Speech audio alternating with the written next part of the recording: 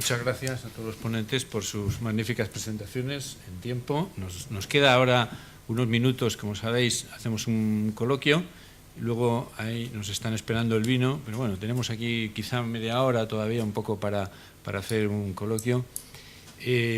Quizá Carlota tiene un pequeño problema, no sé tiempo, si sí. que tiene que irse pronto, de manera que a lo mejor alguna de las primeras preguntas, pues si os parece, la dirigís a ella. Yo quería abrir un poco el debate planteando una pregunta a los ponentes, ¿no? Estas mesas redondas que estamos organizando sobre nuestro sistema eléctrico, pues básicamente nos preocupan dos cosas, ¿no? La calidad y el precio, ¿no?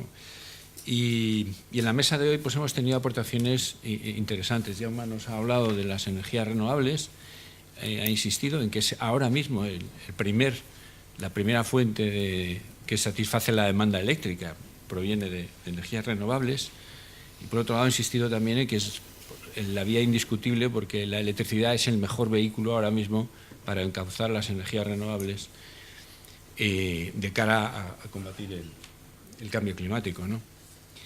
Por otro lado, Carlota nos ha hablado de el interés, un poco el empeño que tienen en ofrecer un producto competitivo, que sea en precios razonables, sobre todo a los pequeños consumidores, que no tenga esas incertidumbres regulatorias y que ha abogado también por la liberalización total del sector minorista. Y finalmente, Carmen, como representante de los consumidores, pues nos ha hablado de las actuales carencias, sobre todo del acceso básico a la electricidad a precios, ha insistido varias veces, precios transparentes, razonables y fácilmente comparables, ¿no? Y ha presentado sus propuestas de solución con un énfasis muy especial en el área de los consumidores vulnerables, ¿no? El sistema eléctrico español sin duda tiene importantes puntos fuertes que habrá que mantener y también debilidades con las que habrá que corregir, ¿no? Esta es un poco la motivación que tenemos desde aquí, desde el Comité de Energía del Instituto, y este espíritu constructivo es el que nos está animando a realizar este tipo de actividades y estas mesas redondas. En la mesa de hoy veo con satisfacción caras conocidas, personas realmente expertas en el sector eléctrico, personas que trabajan también en empresas eléctricas y que tienen un legítimo interés en mejorar el servicio, y también, lógicamente, consumidores, porque al final todos somos consumidores, ¿no? Y queremos una buena electricidad. Desde el punto de vista de Carlota, pues me consta que algunos de los aquí presentes son clientes tuyos, sí, de manera que... Pues bien, la pregunta que yo había pensado para los ponentes es que nos digan, desde su punto de vista, cuál es la mayor fortaleza y al mismo tiempo la mayor debilidad del sistema eléctrico español. A ver si podemos encontrar algún punto de confluencia entre todos. Jaume. Bien, no sé, me tiraré por hablar de las debilidades, quizá mejor. Yo creo que... Alguna fortaleza habrá, ¿no? No, muchas seguramente, no hay que destrozar las cosas, ¿no? Pero bueno, lo que funciona bien pues será una fortaleza, pero hay muchas cosas que son mejorables. Entonces yo creo que, relacionado un poco con un comentario que ha hecho Carlota respecto al mercado marginalista, que digamos es un esquema que damos a un comercializador le funciona muy bien, yo creo que a las renovables pues también. No estamos abogando por un sistema que no sea un mercado marginalista o no, pero lo que nos preocupa mucho es que no es el mecanismo del mercado, sino las condiciones de los agentes que están en este mercado. Esto es otra cosa. Que creo que no está bien resuelta en este sistema eléctrico que tenemos. Aquí hay muy pocos ofertantes, hay un dominio absoluto de determinados agentes y además determinados generadores obtienen sus ingresos necesarios para dar su viabilidad fuera de ese mercado con mecanismos extraños, digamos, de sistemas complementarios, de pagos por capacidad.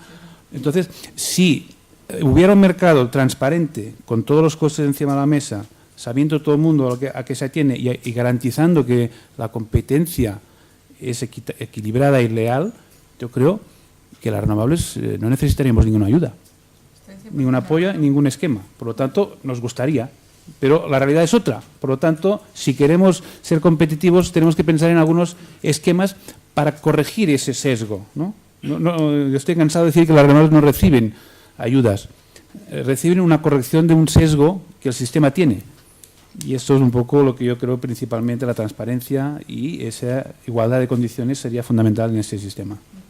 Yo esto que dices estoy 100% de acuerdo, Jaume, 100%, porque al final no es un funcionamiento, o sea, no es el concepto de mercado marginalista, sino que es cómo se pone en práctica este mercado marginalista, 100% de acuerdo. Al final tenemos pocas unidades ofertantes, mucho poder de mercado, esto ya os lo he dicho antes, de ciertos agentes que concentran gran parte de la producción. Eso también está cambiando ahora, ¿no? Porque con tanta producción renovable, también de agentes independientes, gracias a eso también hay más capacidad de fijación de mercado. Con esta reforma lo van a arreglar eso. Yeah. Es cierto también que tampoco tiene mucho sentido que haya plantas que están ofertando a no casar en el diario para después estar ofreciendo a 1.000 euros al megavatio en restricciones, que esto y además lo sabe todo el mundo, es absolutamente Vox Populi, y que después a las primas al carbón, a los pagos por capacidad o a la hibernación nadie le llame primas, ¿no? O sea, es otra cosa que es un defecto sería esto. Al final, el sistema está bien pensado, que es algo positivo, ¿no? ¿Que pedías? Sí, la fortaleza. La fortaleza. Lo negativo, la debilidad, que la implementación del sistema pues no está bien hecha. Y después que también hay un problema de ponerle nombre a las cosas, ¿no? Porque al final es mucho más fácil colgar el San Benito del problema que hay con el déficit y a cuatro que son los productores de renovables, que reconocer que, oye, que a lo mejor hemos estado subvencionando un precio de electricidad al consumidor final durante demasiado tiempo, ¿no? Lo que decía ahora Carmen, en España se paga el tercer precio más caro de la Unión Europea y sin embargo continuamos generando déficit. Hombre, esto es porque estás pagando las anualidades del déficit. ¿Tú sabes los intereses que estamos pagando del déficit que está titulizado? Claro, es como la gente que vive de la visa, ¿no? Pues nunca te da para llegar a la final de mes, ¿no? Pues lo que nos pasa es esto. Generamos déficit, pagamos facturones, se ha incrementado el precio bestialmente en los últimos 5 años, pero fíjate que si tú coges el precio del año 97, lo corriges por el IPC y lo llevas a 2009, en 2009 la luz era más barata que en el 97. Esto es algo que tampoco tiene ningún sentido, que en el centro de Barcelona hay edificios que están a medio metro de la red canalizada de gas natural y no tienen gas en el edificio y es todo eléctrico, cosa que energéticamente es una absoluta salvajada. Entonces, ¿esto por qué se ha hecho? Pues bueno, porque la luz tampoco ha tenido nunca una señal de ser algo caro y algo que tenemos que ahorrar, ¿no? Por lo menos en los últimos 15 años. Entonces, todo es fruto de falta de implementación o de implementación no correcta de un sistema que a priori, desde nuestro punto de vista, no está mal. O sea, tiene imperfecciones, pero no está mal. Carmen. Bueno, yo un poco general. Vamos a ver, el problema que se nos plantea a las organizaciones de consumidores y que no queríamos la liberalización del mercado, entrando por ahí y el consumidor, porque realmente no les ha ofrecido todas las ventajas de este mercado. Como fortaleza, bueno, pues nuestro mercado se ha liberalizado, ya lleva tiempo, pero hay otros mercados a nivel europeo que ya están más avanzados que el nuestro. Creo que deberíamos tomar ejemplo de las ventajas que están ofreciendo otros países y poner en práctica para nuestro país todas esas medidas que están mejorando el mercado, porque realmente lo que hasta ahora se lleva produciendo, pues déficit de tarifa, incremento de precios, no hay mejoras en la protección de los consumidores. Entonces, todo esto creo que es una debilidad del mercado, no saber por dónde ir y no saber cómo afrontar decisiones pasadas, decisiones políticas pasadas que ahora hay que tomar medidas para evitar pues, que se produzca pues, continuas subidas en el precio de la electricidad y no se mejore el mercado por parte del consumidor. Muy bien. Bueno, vamos a abrir ahora el debate al público. Ruego, por favor, que al pedir la palabra esperéis al micrófono, os identificáis, basta con que digáis el nombre y a quién hacéis la pregunta. Ruego que seáis concisos en la pregunta para permitir mayor agilidad en el debate. Si podéis concentrar las primeras intervenciones en preguntas para Carlota, pues seguramente os lo agradecerá. Muchas gracias. Hola, yo soy Emilio Riva, yo soy Teleco. Y la verdad que, perdónenme si estoy un poco violento al preguntar, porque estoy un poco molesto, porque de de la media hora que dedican a contestar ya han dedicado los ponentes la mitad, cuarto de hora. Entonces, la cuestión es que yo no sé por qué esta obsesión del más sano de los ponentes, que ha sido de la asociación, está todavía obsesionado Por la generación centralizada. O sea, que si aquí lo que no queremos es que las eléctricas y los que producen energía renovable, por lo que sea, lo tengan centralizada, porque es el método de explotación que utilizan de una manera u otra. Y luego la pérdida de tiempo de nuestras amigas, hablando continuamente de tratar de explicarnos en qué consiste el negocio de los trileros, y el negocio de los trileros los conocemos perfectamente, ¿no? Entonces, yo creo que, bueno, ya para colmo, pues el ponente que va y nos dice, bueno, veo con gozo que hay aquí representantes del sector eléctrico que tendrán interés en a ver si esto nos lo solucionan. Los que tenemos interés de que nos solucione somos los usuarios, no de las energías eléctricas. Bien, entiendo. ¿Santiago?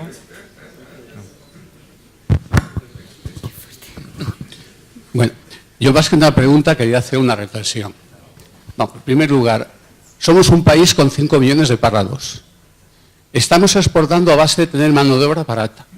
El otro componente fundamental de un producto es la energía. Y somos de los países más caros de la Unión Europea. Luego algo tenemos que hacer para cambiar este sistema y tener energía barata. Voy a constatar un hecho. Hace 10-15 años nuestro valor de electricidad era de los más bajos de Europa. ¿Qué ha pasado mientras tanto? ¿Qué cosas hemos hecho mal? El disparate de renovables que se han puesto a partir del decreto de mayo de 2008. Jauma, tú estuviste conmigo en una comida con don Antonio Luque y recuerdas que dijo en el 2008, en abril del 2008, que en 4 años el precio de la fotovoltaica va a estar 5 veces menos. Se equivocó en un año. O sea, hoy podríamos poner a €1 vatio pico la fotovoltaica que quisiéramos, sería competitiva. En el año 2008, un megavatio de eólica no llegaba a €1.000.000 con aerogeneradores de 750 kilovatios. 3 años después, con generadores de 2 megavatios, costaba €1.500.000. ¿Qué hemos hecho? Un sistema que no incentivaba el ahorro y la eficiencia. Y eso tenemos electricidad cara.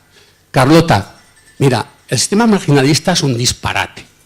No puede marginar Compostilla 1, que produciendo 150 € megavatio, al embalse de Bárcena o al del Duero, que se hizo en la época de Franco y el agua nos cuesta gratis. Eso no puede ser. Y lo estamos teniendo así desde hace muchos años y pagamos caro. Y ahora se acaba de abrir un melón con el 7,5. Ojalá se aplique a la energía hidráulica y a las centrales que están amortizadas, como las nucleares. Estoy en contra de las comercializadoras, lo siento por ti. Mientras no se almacene la energía, no tiene sentido la comercializadora. El Corte Inglés tiene sentido, porque compra un producto, lo almacena y lo saca al mercado, pero lo almacena y puede regular. ¿Qué han hecho las comercializadoras? Introducir la banca en el precio de la electricidad, las aseguradoras. ¿Y qué repercusión tiene? Que el coste de kilovatio al consumidor final es más caro. Luego, señores de renovables, señores comercializadores, mientras no tengamos sistemas de almacenamiento de energía, no sacaremos adelante las renovables y que se equivocan las compañías eléctricas. El futuro de este país y del mundo va por las renovables en un porcentaje alto. El disparate que se ha puesto del autoconsumo caerá, porque es algo que no tiene ningún sentido. No tiene ningún sentido. Entonces, renovables, sí, a un precio competitivo, clave, almacenamiento de energía. Hay que hacer una regulación como Dios manda. Y voy a dar nombres. Desde que pasó Ignacio Nieto por el Ministerio no hubo más que disparates en el Ministerio. No hubo gente, más que gente incompetente, que no saben nada. Y lo de ahora es un disparate como la copa un pino. Una cosa es que se quiera arrasar, que se regule la renovables, otra cosa es que se quiera arrasar. Y con eso termino la reflexión, porque yo estoy en una empresa eléctrica, pero tengo también renovables, personalmente. Y creo que el futuro va por ahí. Gracias. Sí, hola, yo soy Ángel Landa. Estoy encantado de haberos oído, especialmente a la de los consumidores. Creo que le voy a copiar las transparencias muchas veces. Y puesto que hay que meterse con Carlota, yo quisiera decirle que luego lo habéis arreglado un poco, pero me sorprende que alguien pueda decir que el pool que tenemos, marginalista o no, tiene algo de bueno. No, o sea, es que no tiene absolutamente de bueno. Y yo la primera pregunta que hago, ¿a quién le afecta el precio del pool? A las renovables no. A toda la gente que tiene la energía contratada tampoco. A los bilaterales tampoco. ¿A quién le afecta? No entiendo esta pregunta. No, quiero decir que el pool que tenemos es un pool único en el mundo, que es un pool mandatorio por unidades físicas, de tal manera que Compostilla 1 tiene que dar un precio distinto que Compostilla 2, y si quiere bajar la carga de Compostilla 1 y subirla en Compostilla 2, tiene que ir al mercado a vender lo que ha comprado de no sé qué y al revés, ¿no? Quiere decir que es un pool más antiguo, o sea, es el pool como empezó Inglaterra en el año 70, ¿eh? Y actualmente, o sea, el precio del pool no le afecta a nadie. O sea, yo entiendo que a las renovables, bueno, al principio tenías las oportunidades de ir al mercado o a tarifa. Luego, hasta hace poco. Bueno, hasta hace poco. Luego se han Pero obligado no a se ir a metido tarifa, directamente con lo en cual el el precio mercado del otra mercado vez. no se importa para nada. Pero hace Y luego 4 días. toda la gente que tiene contratada la energía, que es casi todo el mundo, Pero eso que es está que además, yo es que creo que no le afecta a nadie. Bueno, luego ya, con esto voy a acabar. Y simplemente, y puesto que tiene relación con lo que acabo de decir, o sea, lo de las dos pescas que has dicho es palometa y merluza, que es lo que dice Fabra. Sí. No ¿eh? sé, habría oído sardina y merluza. No, es palometa y merluza, que es lo que dice, Fabra. Y luego ya, oye, ya simplemente otra cosa, que efectivamente si sois así, me parece maravilloso. Yo el otro día hice un contrato con la luz, llamé a la compañía y me pidieron el PUC, que es una cosa de 40 cifras, una cosa así. El CUP, sí. El CUP. 20 cifras. 20 El CUP, cifras. Vamos, yo le dije, que además, o sea, me lo pidieron en castellano, pero no el O sea, castellano que no de te aquí. lo sabías, vamos. ¿Eh? Que no te lo sabías. No, yo sí me lo Confiesa. sabía. Mira, yo sí me lo sabía porque, José Luis, me conoces hace muchos años y soy tan giripuerta que es que me lo sabía. Pero, quiero decir que es una... O sea, yo les suelo decir a la gente de las compañías eléctricas y a los políticos, les suelo decir, haceros ciudadanos. O sea, yo, por ejemplo, he pasado de ser un alto ejecutivo y ahora soy ciudadano. Y cuando voy de ciudadano por la vida, es que me cortaría las venas todos los días. Nada más. Carlota. Ángel, Bueno, aparte de... mucho gusto de ponerte cara, porque algún mail nos hemos cruzado, ¿eh? Entonces, sobre el tema del pool.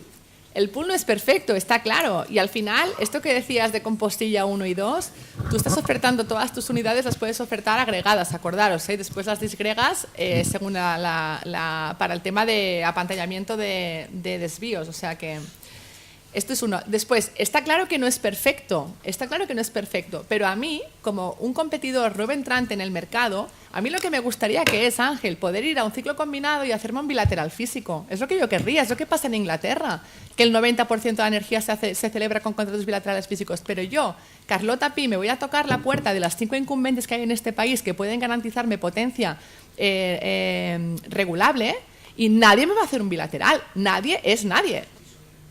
Bueno, si conoces a alguien, me lo dices, porque tengo ganas de hacer un bilateral. Entonces, ¿qué pasa? Que una opción que tengo sin tener que pedir permiso a nadie, ni conocer a nadie, ni que tener ningún padrino, es comprar en el spot y luego cubrirme del precio en los mercados financieros. Esto está al alcance de quien sea. Con lo cual, yo puedo tener una propuesta de valor para el cliente final. ¿A quién le afecta el precio del pool? Preguntabas. A nosotros nos afecta cantidad.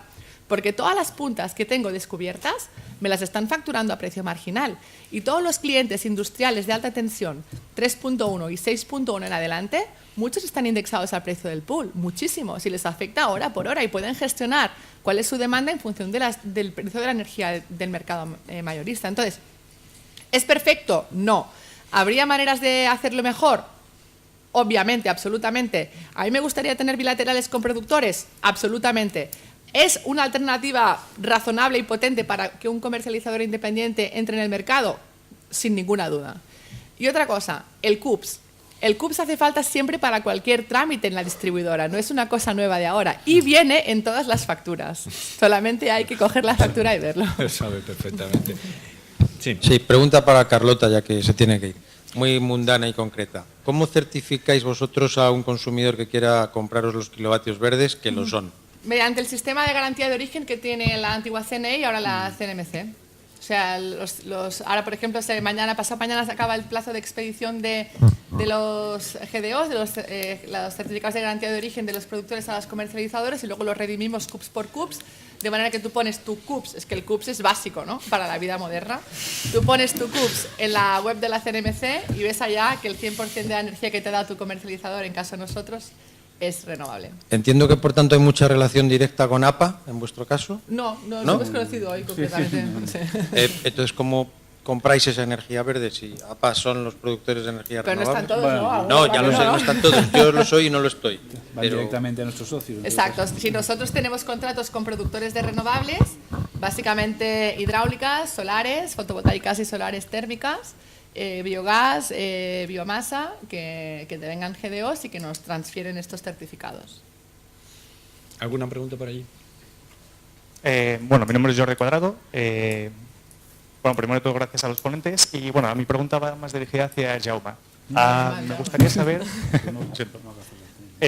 saber cómo valoráis algunas fórmulas para los peajes de respaldo, como por ejemplo se ha aprobado recientemente en el estado de Arizona, en Estados Unidos, en el que había un largo debate para tener en cuenta diferentes factores, como es la disminución de las pérdidas en las redes, los costes ambientales y sociales, bueno, los beneficios. Y bueno, después de tener en cuenta todas esas variables, al final decidieron que no querían esa fórmula, era demasiado compleja y al final creo que estaba alrededor de los 70 céntimos por kilovatio pico y bueno, y ese era el peaje de respaldo que al final incluso las incumbentes del propio Estado pues aceptaron. ¿Cómo verías un sistema así para España?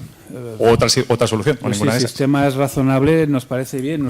La propuesta que, como APA, también pertenecemos a la denominada Plataforma por el Autoconsumo, en la cual hay otras asociaciones, no tan solo de renovables, sino también de fabricantes de equipos eléctricos, de FENIES, ERCOB, etcétera. Y la propuesta que teníamos era, claro, ha cambiado un poco todo, ¿no? Pero dentro de lo que es la estructura de costes y de lo que está dentro de los peajes, ver el acto del autoconsumo, siempre con balance neto, qué costes genera el sistema. Si genera unos costes al sistema esta acción, pues que haga frente el señor que hace autoconsumo y balance neto. Esto siempre lo hemos dicho, pero que sean los costes que son. Nosotros entendemos que por el hecho de tú tener en tu tejado una generación o un mini eólico en tu jardín o una microhidráulica, digamos, si tienes un río al lado, es igual. Cualquier generación que te autoconsumes tú, por el hecho de consumirte tú y que esta electricidad ni tan siquiera pase de tu casa fuera, no generas ningún coste al sistema. Es más, entendemos que generamos ahorros si es que pasa algo, ¿no? Lo que pasa es que la visión del Ministerio y toda esta reforma está inspirada en una obsesión por el control de los costes. Entonces, cualquier acción que tú hagas que aumente los costes, aunque sin tener en cuenta los beneficios que pueda generar, pero que esta opción, digamos, haga peligrar los ingresos del sistema, está mal vista.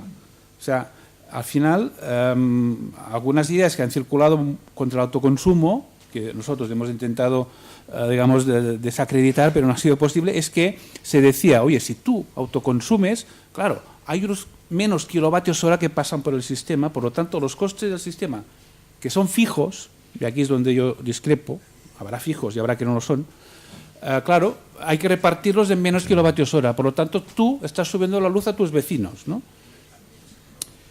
Esto, claro, creo que es un poco demagógico, pero esto es lo que ha alumbrado y toda la inspiración del decreto, este borrador que hay de autoconsumo, es para evitar que se haga, porque el denominador, digamos, de este cociente de entre cuántos kilovatios hora reparto los costes, no quieren que baje. Esto, evidentemente, llevándolo al absurdo, es decir, que no se quiere que haya eficiencia energética. Se debería prohibir las lámparas de LEDs. Se deberían prohibir los electrodomésticos eficientes, claro. Porque si tú te cambias una nevera que gasta menos, vas a dividir por menos kilovatios hora, por lo tanto vas a subir el coste a los otros, ¿no? No contribuyes a la matriz de ingresos del sistema. Claro. Entonces, todo se hace bajo esta luz, ¿no? Entonces, yo creo que el hecho de querer cobrar o pagar, que tú tengas que pagar por lo que tú consumes sin que pase para nada por el sistema, es algo, digamos, sin sentido. Pero si se admitiera el balance neto, que el balance neto supongo que conocéis, que es para en los momentos en que tú tienes exceso, lo puedas derivar al sistema, a un comercializador, a quien sea, y luego cuando tú tienes demanda te lo devuelva, con un sistema que puede ser más o menos sencillo, complejo, digamos, de equilibrio de costes y en la misma tarifa, lo que sea. Esto sí que puede generar costes porque tú estás utilizando la red de distribución haciendo esto. ¿Vale? Pues oye, veamos lo que es, veamos cuánto cuesta y se pague. Eso es lo que hemos dicho siempre. Pero claro, decir, no, esto es un peligro, esto si tienes que registrarte, si no te registras te multamos y cuando sepamos que existes te vamos a machacar, es lo que está diciendo, digamos, el borrador de decreto. Allí, hay una pregunta.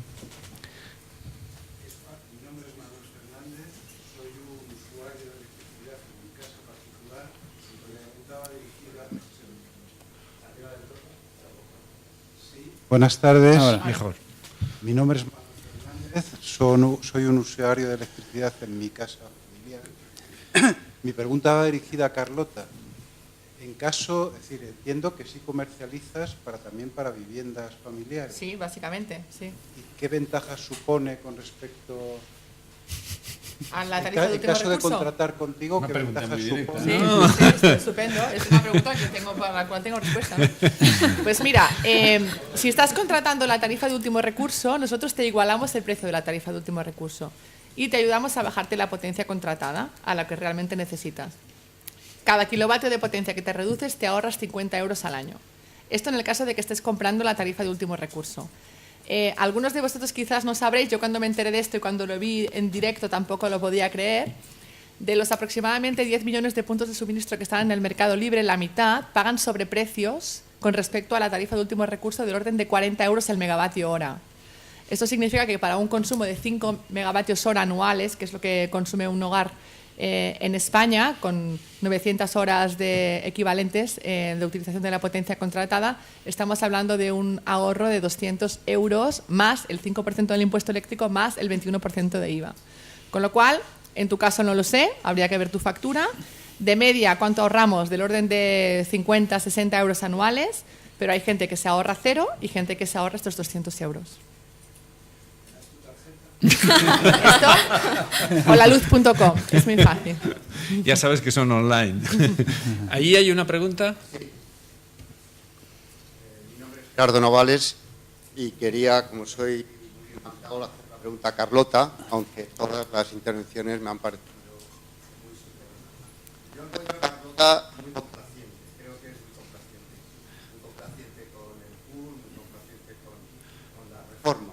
Y creo que todo el pool y se ha dicho qué sentido tiene que estén en el pool energías con las cuales no se puede competir, como son la nuclear y la hidráulica, porque no se puede entrar en ellas. Y en el tema de la comercialización, la tuya, que es la pregunta, ¿no crees que tenéis la batalla perdida en el momento que quieran las incumbentes, si pueden comercializar cuando alguien requiera que le garantices un precio fijo porque lo necesite, una pequeña empresa que tiene las ventas a un determinado precio de la electricidad necesite tener un precio fijo, pues difícilmente vais a poder competir con las grandes empresas, con las incumbentes, porque ellas, su riesgo es mucho menor que tu riesgo que te vas a tener que cubrir fuera. De hecho, creo que hay experiencias en Inglaterra y Gales que cuando las empresas grandes quieren cargarse las comercializadoras, se las cargan. A lo mejor pierden dinero durante un año, pero luego se las cargan y hacen que quiebren. Es decir, que la única garantía de las comercializadoras es que las incumbentes no pudiesen comercializar, no hubiese una separación realmente, una imposibilidad de que las productoras, distribuidoras no pudiesen comercializar. ¿Tú qué opinas de esto y no crees que tenéis un riesgo muy grande en el futuro? A ver, nosotros al final el riesgo de precio lo tenemos igual que los demás, simplemente que multiplicado por varios ceros de menos. Con lo cual, yo si comprara toda mi energía en el mercado mayorista, en el spot, y tuviera que correr con este riesgo de precio y cerrar contratos, por ejemplo, a un año a precio fijo con un cliente, pues ahí sí que tendría un riesgo. Pero yo tengo muchos mecanismos donde cubrirme. El mercado OTC, el mercado over the counter, donde puedo firmar contratos swap, es un mercado súper líquido hoy en día.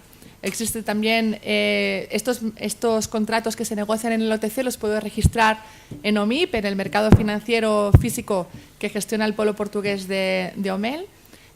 Hay un par de bancos que son Renta 4 en MEF y Banco Carregosa en MIP que socializan el clearing, ¿no? Con lo cual puedo utilizarles como miembro liquidador en estas cámaras, con lo cual con unas garantías relativamente pequeñas, o sea, con una capacidad o con unos requerimientos de músculo financiero relativamente pequeño, puedo cubrirme del riesgo de precios sin ningún problema, ¿vale? Entonces, yo cada contrato a precio fijo que tengo cerrado lo tengo cubierto. Entonces, lo que hagan, que lo hagan.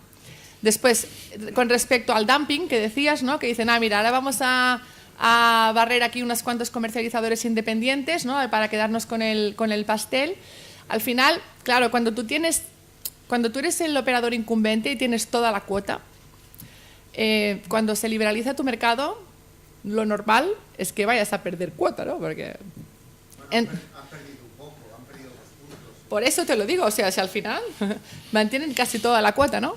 Entonces, el riesgo de banalizar el 100% de su cartera o el 98% de su cartera para cargarse a alguien que tiene un porcentaje de mercado relativamente poco relevante, al final, hombre, yo creo que a los incumbentes les aterrorizaría algo más si en vez de tener a Holaluz.com como competencia, pues tuvieran a grandes eléctricas mundiales, ¿no? No sé, que se pudieran gastar 20 millones de euros al año en marketing, ¿no? Entonces, es un riesgo que sobre el papel existe, es cierto, que yo creo que vayan a implementar. Hombre, yo no lo haría, la verdad. No me parece razonable que lo vayan a hacer. Antes creo que podrían preocuparse por otras cosas. Hay otra pregunta allí pedida. Sí. Bueno, yo quería hacer una pequeña reflexión. ¿Tu nombre, por favor? Pachi Calleja, perdón. Gracias.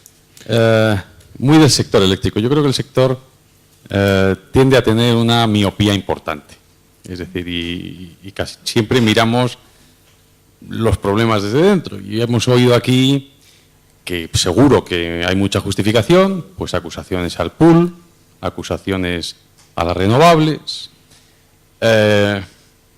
Yo creo que cuando miramos la composición de las tarifas, nos damos cuenta que lo que quizás hay aquí es una alteración de los precios por políticas públicas muy relevante y que no estamos exigiendo esa corrección, sin meterme en las políticas. Es decir, las renovables podrán haber sido hechas más baratas de otra forma o más caras. Pero lo que está claro es que se hicieron para un compromiso nacional del cumplimiento del 20%. Y se hicieron en el sector eléctrico para que llegase al 40% y los paga el consumidor eléctrico. ¿Por qué no pagan las demás energías que son responsables también de hacer esa renovable su parte? La cogeneración. Ahora la cogeneración está recibiendo otro golpe importantísimo, que es un golpe a la industria, que es un golpe a la competitividad y, por lo tanto, al empleo y al desarrollo. Yo no cuestiono la política de la cogeneración en sí, pero la cogeneración la tiene que pagar el cliente eléctrico.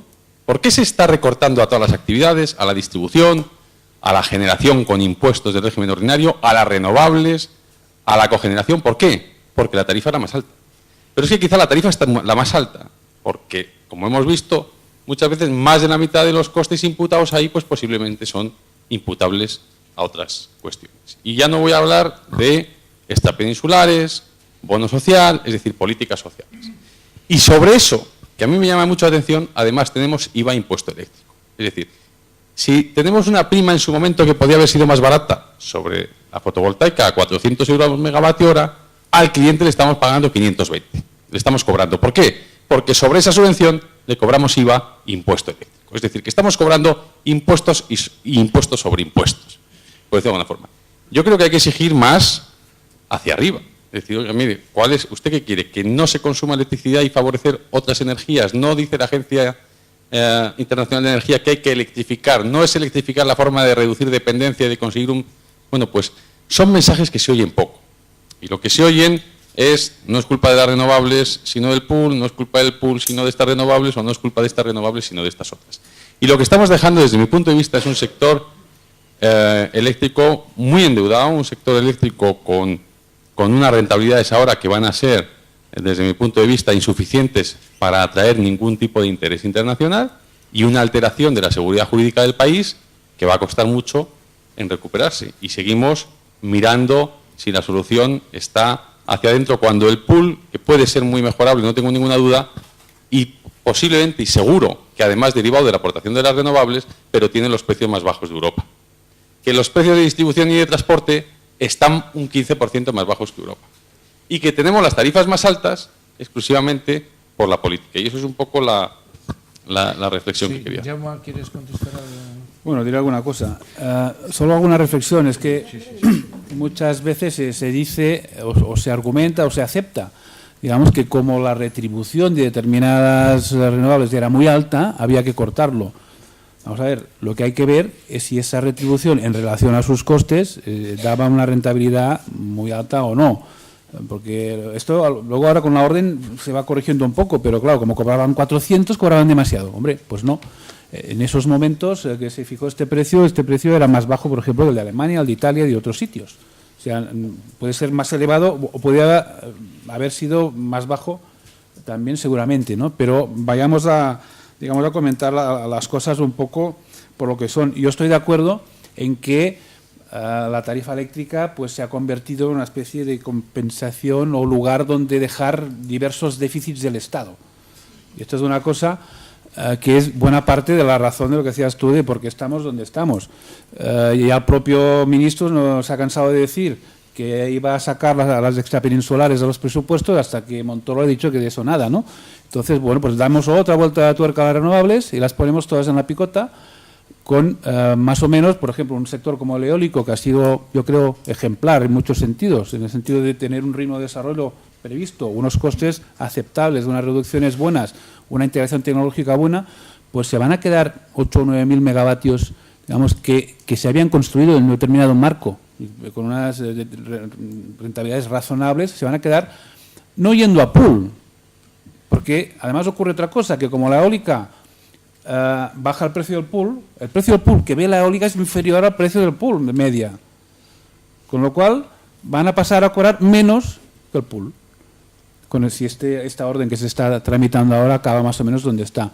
Hombre, yo creo que eso son cosas pues que no tienen sentido, ya por no entrar en el hecho de que ahora digamos, a 10 años después de hacer tu instalación, te vengan a decir, según lo que tú has cobrado, o sea, que la administración, que es un gran empresario, ella sabe cuánto tú tenías que haber pagado por esa máquina, cuánto tendrías que estar pagando por el mantenimiento, y te va a decir él si eres una empresa bien gestionada o no. Y según eso, tú vas a decir, pues mira, resulta que has cobrado demasiado, a partir de ahora vas a cobrar menos. Y si resulta que no te tocaba cobrar nada porque ya tienes tiempo, igual vas a tener que devolver dinero, no lo sé cómo va a quedar esto. Es que esto es un despropósito, esto se lo explicas a los funcionarios de la Comisión Europea y flipan. Es que están flipando. ¿Por qué pasa en España, no? Pasa que, bueno, también les da miedo actuar. Bueno, pues muchas gracias en primer lugar a los ponentes, luego a vosotros que habéis sido aquí muy pacientes, habéis hecho muchas intervenciones. Nos espera ahí un vino y espero veros en las próximas sesiones de esta mesa redonda. Muchas gracias.